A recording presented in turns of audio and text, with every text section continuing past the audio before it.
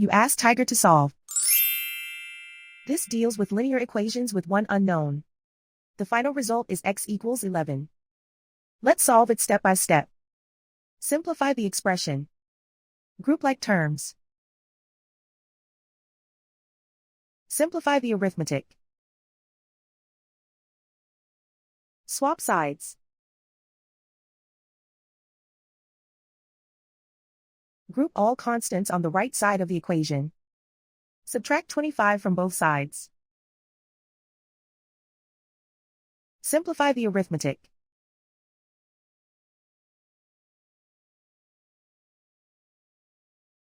Isolate the x.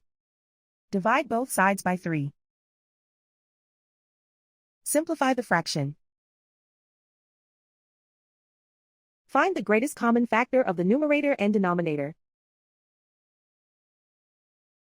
Factor out and cancel the greatest common factor.